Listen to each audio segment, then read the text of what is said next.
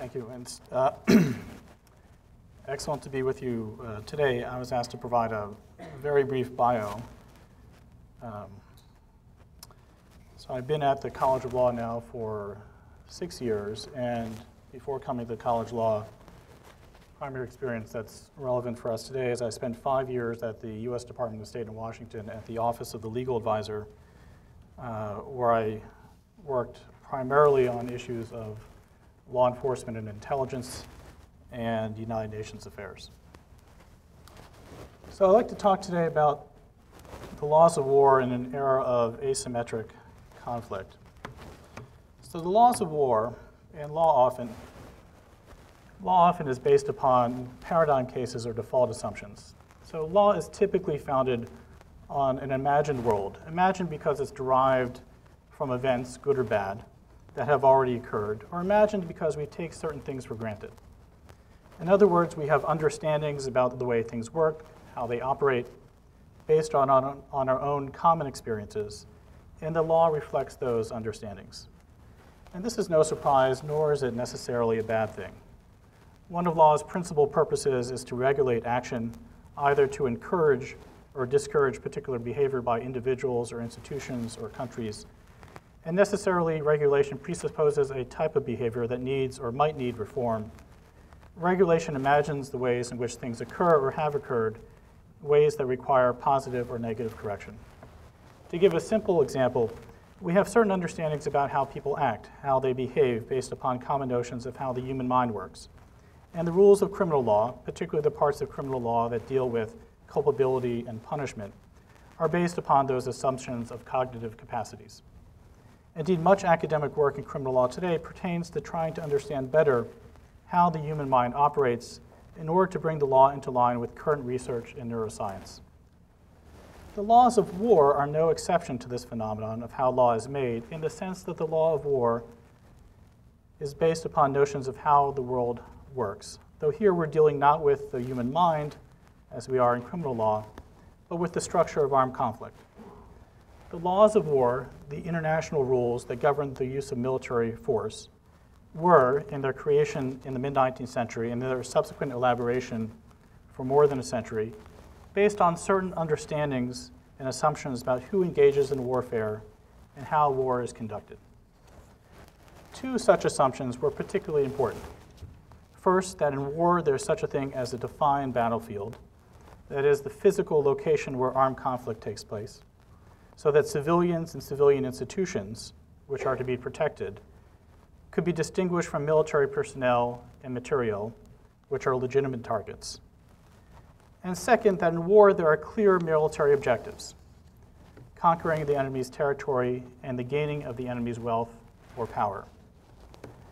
These assumptions themselves were based on other assumptions. They presume, for instance, a type of combatant, state-controlled military forces, and they presumed as well a type of enforcement mechanism to ensure compliance that is common to many types of international law: reciprocity and retaliation between the states that are parties to the armed conflict. Now, make no mistake, the laws of war were and are an amazing innovation. They seek to limit armed conflict to a particular setting, the battlefield, and to particular participants, the combatants, thereby freeing other places and other people, that is, civilian and civilian structures and institutions, from the horrors of armed conflict. The laws of war also attempt to limit warfare on the battlefield itself, and hence even protect combatants, by prohibiting certain types of combat and certain types of weaponry. The laws of war, in other words, were in their origins based upon a humanitarian notion that civilians should be protected and that war should be conducted in certain ways. It is not surprising, then, that the laws of war are commonly called today international humanitarian law. Now, as I said before, all this makes sense if we imagine war in a certain way, as an armed conflict between military forces of two or more states that accept the rules of engagement defined by the laws of war, what can be called symmetric warfare. It's symmetric not because the two or more parties to the armed conflict are perfectly equal in their capabilities, military or otherwise. That's never the case.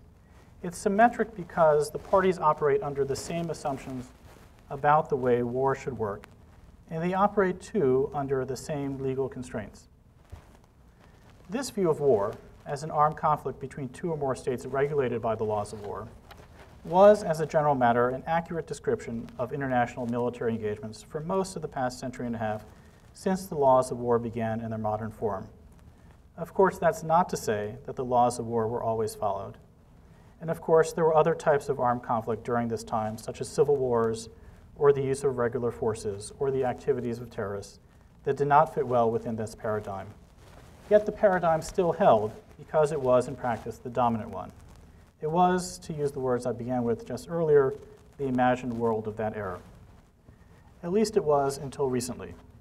For the past 20 years or so, particularly, of course, within the past 10 years, the paradigm case of armed conflict has shifted from state-to-state conflict to one between states and non-state actors. And we can call this type of armed conflict asymmetric warfare. Think Al-Qaeda or the Taliban or the irregular forces that operated in Iraq during the Second Gulf War. Asymmetric warfare is different, though, not simply because one of the participants is a non-state actor. Asymmetric warfare is different because the interests and actions of the parties to the armed conflict have changed from those that obtain in symmetric warfare. As a result, asymmetric warfare, particularly the actions of the non-state party to the armed conflict, undermine both the assumptions on which the laws of war are based that I mentioned earlier. First, asymmetric warfare undermines the idea that there is a battlefield, the sphere where the armed conflict takes place. Because in asymmetric warfare, non-state actors purposely mingle with civilians, thereby confusing the distinction between military and civilian targets. Second, in asymmetric warfare, non-state actors do not hold territory in the same way as states. Indeed, the taking of enemy territory in the context of asymmetric warfare can be a double-edged sword for the state actors, precisely because non-state combatants intermingle with civilians. But it's not just that asymmetric warfare in its practice undermines the assumption on which the laws of war are based. Asymmetric warfare reflects the calculated decision of one party, the non-state actor, to ignore the laws of war themselves. As one author has put it, in asymmetric warfare, one actor endeavors to compensate for its military, economic, or other deficiencies by resorting to the use or methods and means of warfare that are not in accordance with the law of armed conflict.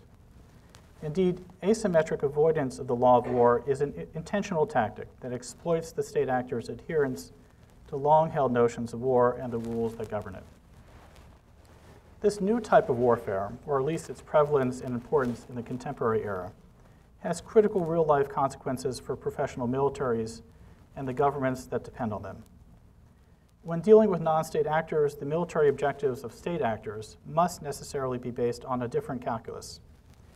Instead of territory in asymmetric warfare, states seek as their goal the elimination or capture of their opponents wherever they may be, including in places far away from those traditionally described as the battlefield. In doing so, states tend to kill more civilians than in symmetric warfare because non-state actors do not distinguish themselves as state actors are required to do. All this results not only more deaths, but also greater societal instability. It also undermines the very idea that law can regulate the conduct of war. After all, in asymmetric conflict, one of the sides, the non-state actor, is ignoring the laws of war, and the other side, the state actor, must respond in ways that might very well put itself in jeopardy of violating those same rules, or, alternatively, by abiding by the law, place itself at a military disadvantage. So asymmetric warfare presents a different paradigm case from the one on which laws of war were originally based. And this presents a serious problem that policymakers, practitioners, academics are well aware of, but there's no consensus on how to deal with it. One approach concludes that the traditional laws of war are satisfactory and can apply to asymmetric warfare as they do to symmetric warfare.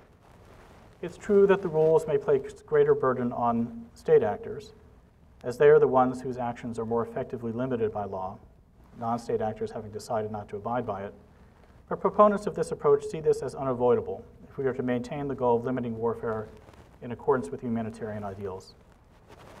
This approach is at least potentially problematic because it requires one of the parties to the armed conflict, the state actor, to act, at least potentially, at a severe tactical disadvantage. This will likely lead to greater military casualties, which could ultimately undermine the support for the use of the military force among the state's domestic constituencies. States will refuse to constrain themselves in this way. Some argue that better enforcement of the laws of war through domestic or international criminal prosecutions will solve the problem of noncompliance by non-state actors that leads to this tactical disadvantage, but it seems unlikely that the non-state actors are in fact deterred by such prosecutions. Another approach to this problem is to say that the laws of war as they are simply are not appropriate to the context of asymmetric warfare. We need instead, it's argued, new substantive norms, a new legal regime to govern this new way of war. This approach, too, though, is problematic, as in practice, it would be difficult to accomplish because the barriers to the creation of new international law through treaty making are quite high. And it's problematic as well if the new regime sought to reduce humanitarian constraints that operate under the conventional laws of war. For those that are sympathetic to the view that the baseline rules of the laws of war must be retained, even in this new era of asymmetric warfare, and I fall into this category, technology, not law, might be the solution. In asymmetric warfare, non-state actors ignore the distinctions between the civilian and the military that is required by the laws of war. Non-state actors mix among civilians, sometimes using them as human shields. Technology, though, can increase the ability of state actors to gather intelligence on the movements of non-state actors in civilian locations, and can also provide the capacity to attack with precision those non-state actors outside the traditional battlefield through the use of drones and other targeted attacks.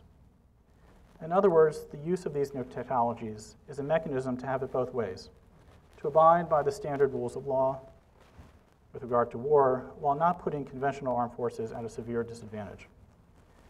The killing of Osama bin Laden is a good example.